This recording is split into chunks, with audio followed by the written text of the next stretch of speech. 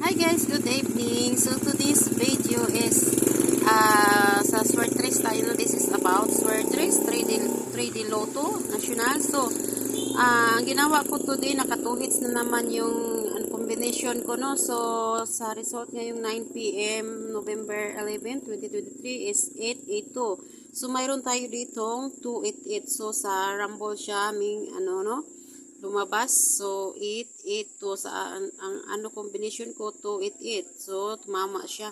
Kung nararambol, binigay ko to, sana bigyan ko dito, sana tumaya ka po at narambol mo kasi sabi ko sa chat na irambol mo, tapos nilagyan ko bang i-maintain. So on the spot siya lumabas 9 PM.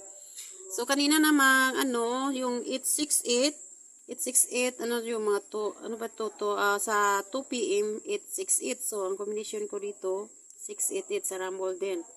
Ayan, so itong mga combination ko, kumuha ko sa mga resulta kahapon no November 10. Ayan po. So, ayan. Sa mga hindi ko nabigyan, wag nyo lang yang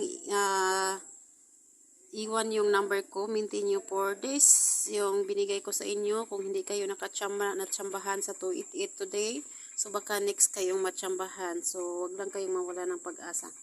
Okay, sana si sir na nabigyan ko dito sa 288, sana tumaya siya. Ayan lang po, ito yung shortest combination natin, naka 2 hits na naman siya today. So ako hindi ako tumaya, no, tumaya ako alas 5, pero hindi ako tumama ulang, hindi siya tumama sa alas 5, tumama siya sa alas 2 at saka sa alas 9. Ayan, 868, 688 at saka 882. Ayan po.